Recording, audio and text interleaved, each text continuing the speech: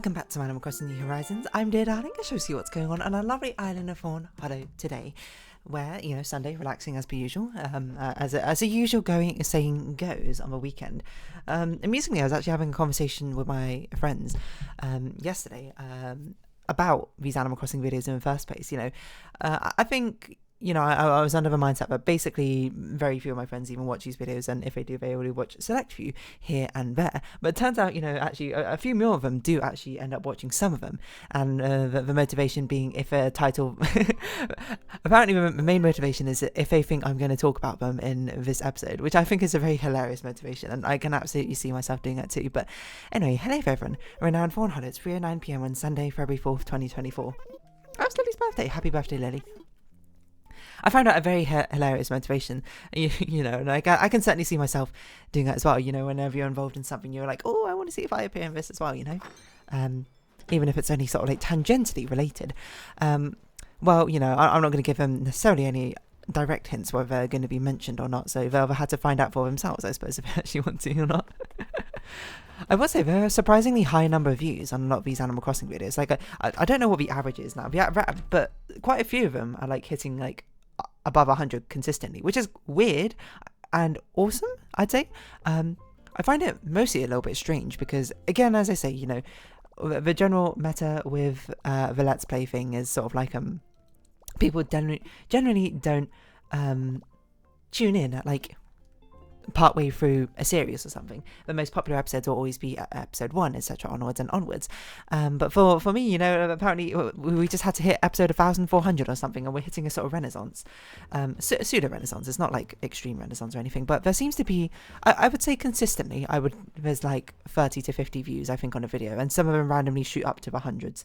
I genuinely have no idea why some of them do, but like you know, I'm not gonna say no necessarily, and I'm still having fun, of course, making these like daily vlogs talking about idle nonsense. So there we go. But yeah, I do find it very funny from that conversation with my friends. So it's just like I only click if it's like something which I think I'm going to be involved in with a conversation. If I get a shout out, so shout out to whoever I had a conversation with, I suppose, about that. You know, there's your mention in today's video. It feels like an oddly sort of weirdly personal one. Because I feel like I'm on two minds about this. Because one, for the majority of people watching this video, I'm a complete stranger, essentially, on the internet. You have snippets into my life, of course, from these random stories I tell. But rather, they are quite inconsequential stories, after all. They're quite sort of slice of life and very minor things which happen on a day-to-day basis, or my opinions on random things, which always preface with, take with a pinch of salt. But to my friends themselves, they've known me for much longer than I've been doing this channel for. Like, I don't think I have any like friends in this friend circle who I only started to know after I did the channel. I don't think so, at least. Maybe not. Well, maybe not know that well. I genuinely don't know. So I feel like I'm on sort of two minds about it.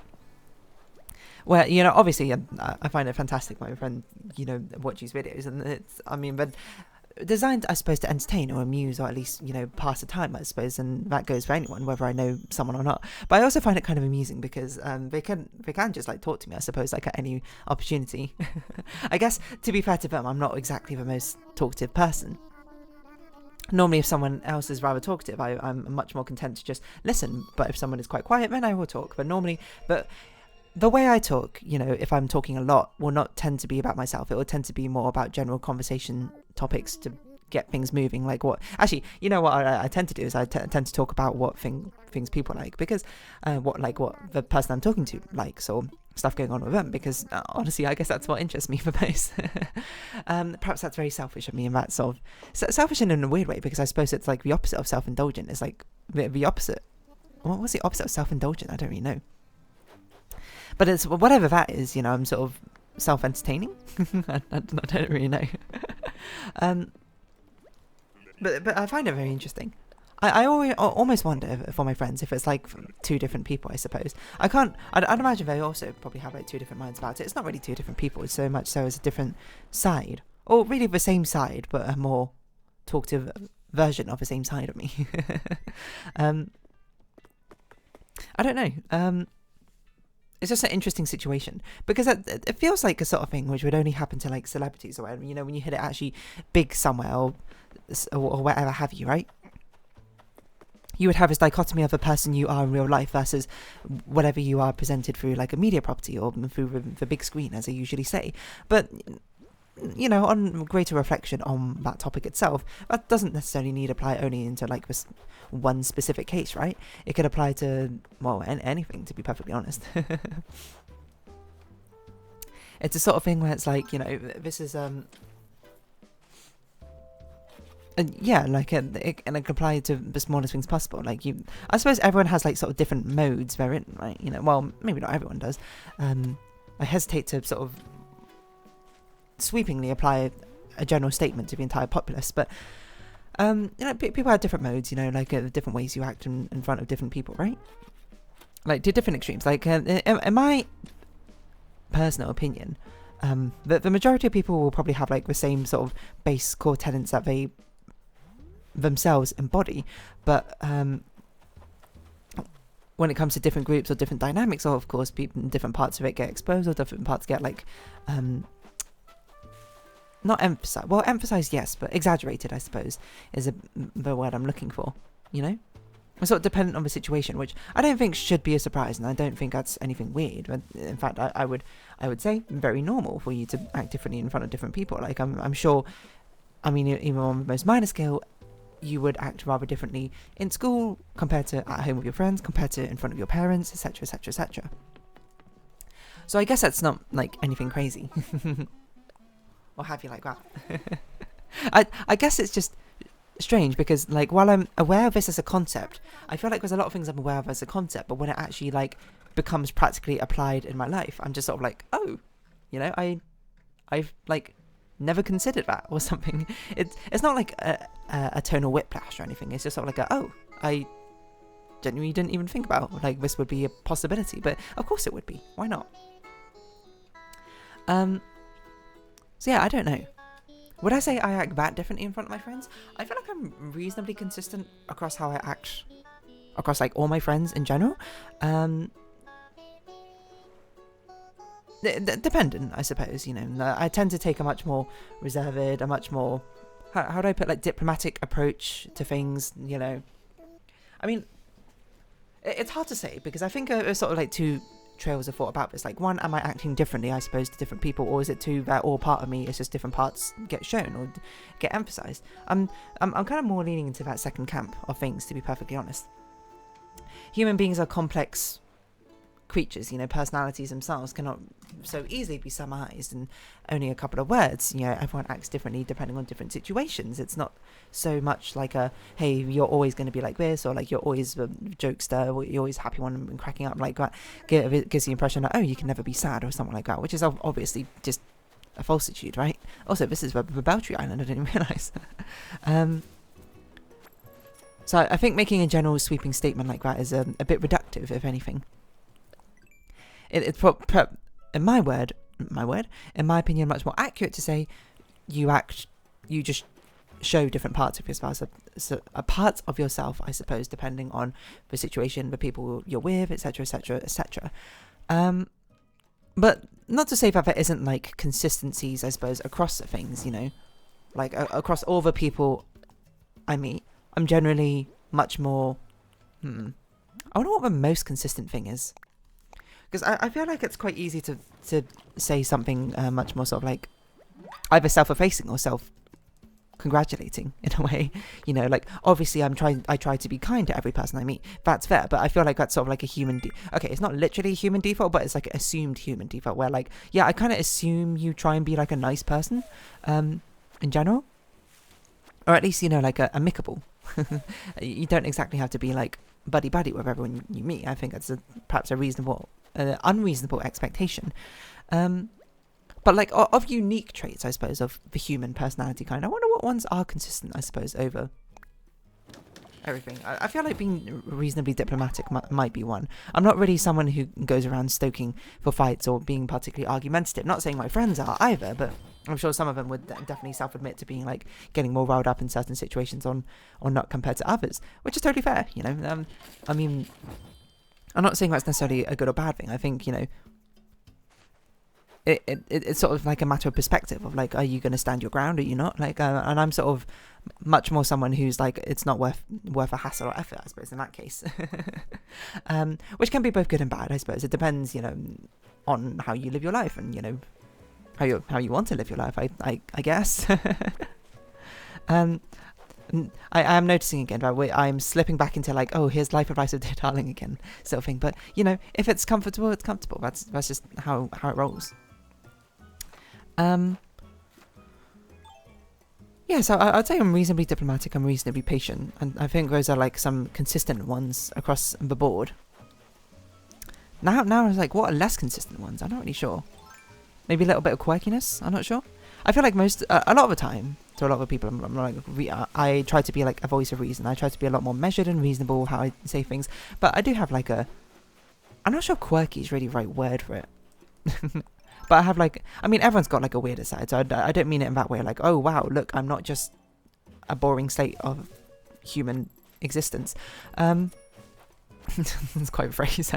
But it's more like, I suppose, I'm not really sure how to put it into words necessarily. Not that it is indescribable, just more like I'm not sure what the right word would be to encapsulate this. I get maybe quirkiness is the right sort of thing, you know. I feel like my humour tends to be quite what's the word where it's just like not disjointed, but not like non sequitur-esque. Where sometimes I'll just say random things just to see what people's reactions are to them. Maybe that's a scientific nature at heart, being like, ooh, let's do psychological experiments with my friends. Okay, when I say it like that, it sounds a lot more malevolent than I meant it to be. But isn't it interesting? I wonder what is a part of me which only a very select few of people see that personality side of me. That's an interesting question. I don't really know an answer for that. I feel like this is very difficult to answer from my own personal self-experience. This is something which is much better answered through the people you know, right? I mean, questions about yourself are always very interesting, I think, and obviously I like to think I know myself best, so for these sort of questions I can answer for myself. But when you go into the topics of how other people perceive you, I feel like by definition it has to be through the perception of others that you find these answers, right? It's not like I can stand here and be like, oh, this is what my friend sees me as. But it's always interesting to see how people you know see you differently, right? I feel like if you probably take the average of basically everyone's opinion, that will probably be the defining key traits of your personality, right? Or at least the sort of outward personality you put on. You know, maybe you have a much more different inner personality, which is contrary to your outside self. You know, I was gonna say like the Freudian stuff of like ego, superego, and id or something, but I can't remember which one's which, to be perfectly honest. So that's sort of gone out the window. I wonder. You know, this does remind me of a thing. It was like sort of tangentially related. Like, I mean, this actually reminds me of two things, I think. One thing which I absolutely love doing is in the sort of out of a Jackbox game role models, which I've never played, I don't know, or maybe I've played like once or something. One of my favourite questions to ask, I suppose, in a circle of friends is like, if we were all XYZ, who would be what? Or like, who would be doing what? Or something like that. You know, I'm trying to think of like a good, but no, normally it would be like if we were all characters from XYZ media property, who would be who? Like, who would be what? Etc, etc, etc. And it's always interesting to see what both you would say for yourself and what other people would say for yourself, to be perfectly honest. There's always sort of like interesting differences with, you know, the perception of how you present yourself, how you think you present yourself. And of course, I'm sure it goes the other way as well. You know, I'm sure if I would be like, oh, I think I'm like this person, then a lot of my friends might just be like, what? Internally, they'll probably be like, what? But externally, they'll be like, oh, okay, interesting. I can see it, or that sort of thing. Because the same goes to me sometimes as well, where some people might be like, oh, I think I'm like this. And I'm, you know, internally in my head, I'm like, But also internally in my head, I'm like, what an interesting thing. That gives like insight into how they perceive themselves. And isn't that fascinating in its own right? Can you ever get a true perception of yourself? You might be like, what do you mean by that? I mean, be like, what does that mean? Is the truest reflection of who you are how you perceive yourself, or how others perceive you, you know? That's an interesting question. I don't know. That's quite philosophical. And I don't think there is a definitive answer. That's probably something actually, that probably is a debate in actual philosophy itself. And probably the answer lies somewhere in between. You are made up of constituent parts of both your presentation and your innermost thoughts and desires. To say that your inner... What if we just gave 99,000 bells to Lily? It was a very funny idea. Oh, wait. I just wrapped the wrong one. I didn't mean to do that. Open. You're meant to wrap the peach. If you don't know what I'm doing, one of the best things you can give a villager on their birthday, for whatever reason, is a foreign fruit wrapped up in wrapping paper.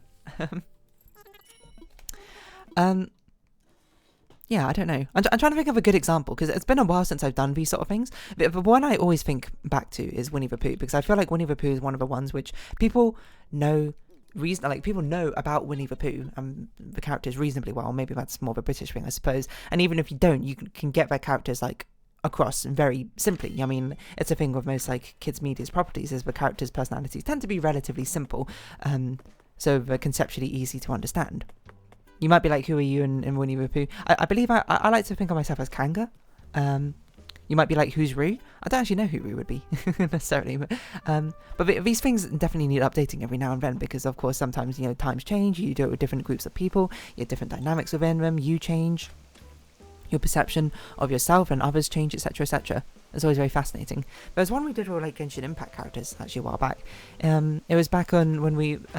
The TLDRs basically is like we were doing like these challenge runs of some combat gameplay within Genshin Impact, and one of the ones we did as a sort of like thematic one would be, hey, let's there's 4 of us, let's all assign each other 8 characters we think we best embody. So like, well, I would assign person A 8 characters I think best embody them, B 8 characters I think best embody them, etc., etc. And we try and clear the content with that. And honestly, it was incredibly difficult. I don't think I managed to do 9 stars or something. I think I did like 6 stars or something. It was pretty hard.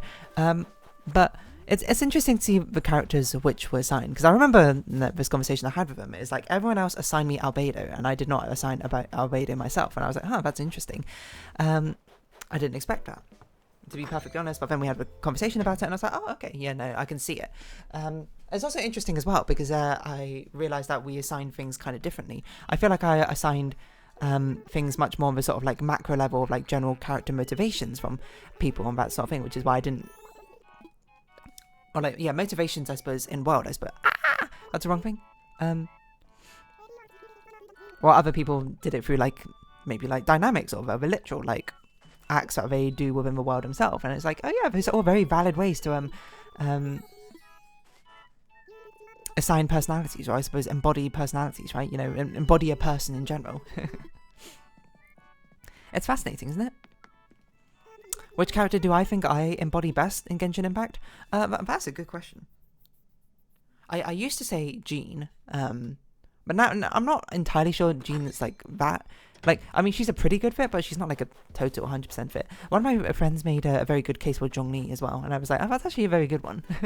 I can see that as well. Beidou obviously is up there. I think Nahida's a pretty decent one as well. I was going to say a character, but that might actually be like kind of big spoilers for the most recent like Archon Quest and Genshin Impact, but I'm trying to think how to hint at this character. I don't know. I'll just leave it like that. Who else would be a relatively good fit? I'm not sure. I think Toma's a relatively good fit.